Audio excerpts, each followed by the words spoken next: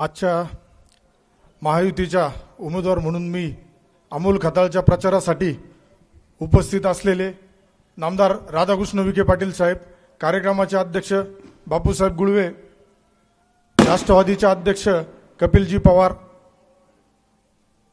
आरपीआयचे अध्यक्ष आशिषजी, वैभवराव लांडगे, शरदराव गोल्डे, सुदामराव सानप, शौकतभाई जागीरदार, कपिल जागीरदार, श्रीराम भाऊ गणपुले, राजेंद्र सांगळे, रामभाऊ जाजू, भारत गवळी, कांचनताई ढोरे, राहुल भोईर, शशांक नामन, हरीश वल्वे, हरीश चकोर, काशीनाथ पावसे, रोहिदास साबळे, उपस्थित सर्व मान्यवर, सर्वप्रथम तर मी नामदार राधाकृष्ण विखे पाटील साहेब तसेच महाराष्ट्राचे लाडके मुख्यमंत्री एकनाथजी शिंदे साहेब यांचे खूप खूप आभार मानतो की त्यांनी संगमनेरमध्ये माझ्यासारख्या एक सामान्य कार्यकर्त्याला, शेतकऱ्याच्या मुलाला संगमनेर विधानसभेची शिवसेनेची उमेदवारी दिली. त्याबद्दल मी सर्वप्रथम त्यांचे आभार मानतो.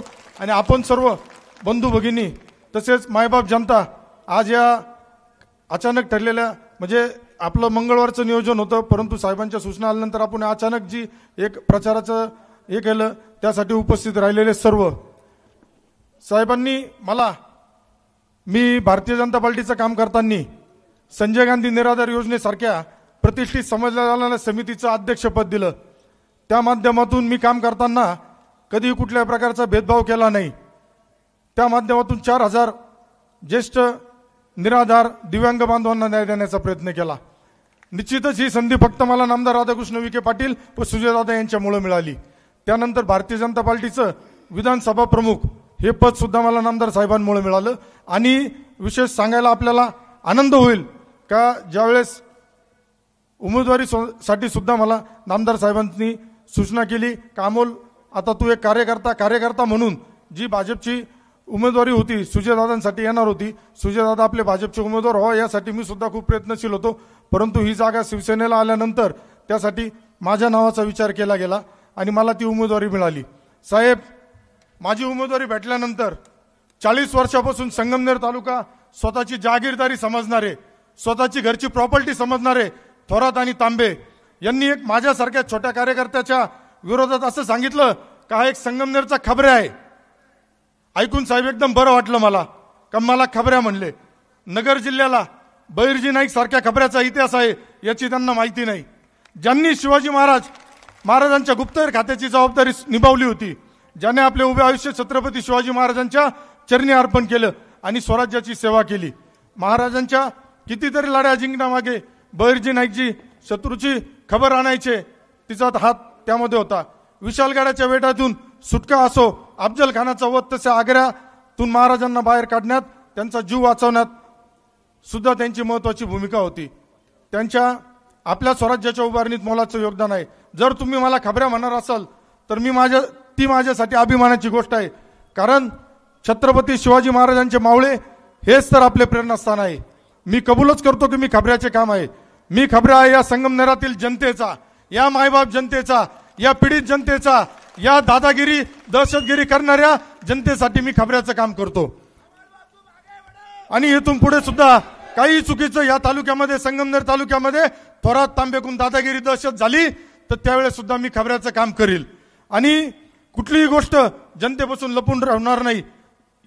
23 तारखेला तुम्ही गेल्या 40 वर्षात जे केलंय त्याची एक ना एक खबर मी माझ्या संगमनेरच्या जनतेसमोर आणील आणि याच्या माध्यमातून आपला बंदोबस्त करील. साहेब, आत्ता जो त्यांचा भाचा आहे सत्यजित शेठ, भाषणात मला म्हणतात की तुमच्या मागे कोण आहे. जो माणूस आपल्या मामाच्या जीवावर आमदार झालाय त्याने माझ्यासारख्या सामान्य कार्यकर्त्याला हा प्रश्न विचारू नये. माझ्यासारख्या सामान्य कार्यकर्त्याला नामदार राधाकृष्ण विखे पाटील, महायुती एकनाथ शिंदे साहेब व सुजयदादा विखे पाटील यांनी उमेदवारी दिली. तुमच्यात जर हिंमत होती, धमक होती तर बाळासाहेब थोरातनी स्वतः उमेदवारी न करता तालुक्यातील एखाद्या सामान्य कार्यकर्त्याला उमेदवारी देण्याचं धाडस करायचं होतं. त्यामुळं तुम्ही ह्या वल्लंघना करू नका, अमोल खताळच्या वल्लंघना करू नका. अमोल खताळच्या मागे हे राधाकृष्ण विखे पाटील आणि विखे कुटुंब उभं आहे. विखे पाटलाची काय ताकद आहे, एकनाथ शिंदेची काय ताकद आहे, उभ्या महाराष्ट्राला माहिती आणि तुम्हाला सुद्धा माहिती. 40 वर्षापासून तुम्ही या संगमनेरमध्ये जी दादागिरी केली, दहशत केली, त्याचा नायनाट करण्यासाठी ही सर्वसामान्य जनता, ही मायबाप माऊली माझ्या पाठीची खंबीर उभी आहे. येणाऱ्या कालावधीमध्ये संगमनेरमध्ये साहेब तुम्हाला शब्द देतो, निश्चित परिवर्तन होणार. या परिवर्तनाचे हे सर्व शिलेदार राहतील. मित्रांनो, उमेदवार हा तुमचा अमोल खताळ नाहीये. उमेदवार हा सर्वसामान्य कार्यकर्ता, या संगमनेर तालुक्यातील सर्वसामान्य स्वाभिमानी कार्यकर्ता आहे. या तालुक्याची लाडकी बहीण आहे, या तालुक्याचा ज्येष्ठ नागरिक आहे, या तालुक्याचा दिव्यांग बांधव आहे. या सर्वांची आशीर्वाद मला मिळाला, त्यामुळे आज माझी उमेदवारी मिळाली. साहेब, हे 40 वर्ष झाले यांना रस्ते नाही बनवता आले. यांनी जे गावोगाव दत्तक घेतले, त्या गावातील लोकांना जर विचारलं तर साहेब यांनी दत्तक काय घेतलंय, गाव घेतलंय का गावचे ठेकेदार घेतले का गावचे बगलबच्चे घेतले, हे इथल्या जनतेला आता कळून चुकलंय. 40 वर्ष कशाला म्हणता? हे सांगता क्रेशर बंद झाले. अहो, क्रेशर बंद झाले तुमच्या भावाचं चालू आहे. तुमचा जो दुसरा भाऊ एक सक्का चुलत भाऊ जो आहे इंद्रजित थोरात, त्याचं नाही म्हणत मी, त्याचं ते इलिगलीच होतं. मग याचं जर या तालुक्यामध्ये इलिगली सर्व चालत होतं, जर त्याच्यामध्ये कायद्याचं राज्य असताना कायद्याचा धाक राहिला नव्हता. त्यासाठी जे काही प्रयत्न झाले, सामान्य नागरिकांच्या तक्रारी झाल्या, हरित लवादाची तक्रार झाल्यानंतर याबाबत कारवाया झाल्या. परंतु जनतेची दिशाभूल करण्यासाठी आपल्याला लक्षात आलं का आता आपले भाऊ ठेकेदार आहे, याच्याकडे नगरपालिकेपासून राज्यस्तराचे सगळे कामं चालत आहे. या कामाचे बिलं काढण्यासाठी अडचण येणार होती, कारण आपण कधी रस्तेच केले नाही, फक्त बिलं काढले, बिलाच्या माध्यमातून हे केलं. यापूर्वी जनतेला इतक्या वेळेस वेठीस धरलं, परंतु यावेळेस जनतेने परिवर्तनाचा निश्चय केला आहे. नामदार राधाकृष्ण विखे पाटलांनी या तालुक्यातील शेतकऱ्यांना सुजलम सुफलम करण्यासाठी दुग्ध विकास मंत्री असताना त्यांच्या खात्याच्या माध्यमातून 7 रुपये अनुदान देण्याचा ऐतिहासिक निर्णय घेतला. काय यांना नाही जमलं? यांनी महसूल मंत्री असताना काय केलं? याचा हिशोब आपल्याला जनतेला सगळ्यांना घ्यायचा आहे. माझी सगळ्यांना विनंती राहील, आपल्याला गावागावामध्ये घराघरामध्ये आपली जी गर्जना आहे, मी यापूर्वीच सांगितलं, आपण छत्रपती शिवाजी राजेंचे मावळे आहोत. आपली गर्जना हर हर महादेव, हर हर महादेव या गर्जनेतून आपल्याला अतिशय गुप्तपणे सुप्तपणे काम करायचंय. आपल्याला कुठलाही बडेजाव करायचा नाही. तालुक्यामध्ये आपल्याला परिवर्तनासाठी नामदार राधाकृष्ण विखे पाटील साहेब, एकनाथजी शिंदे साहेब, महायुतीचे आपले सर्व शिलेदार आपल्या पाठीचे आहेत.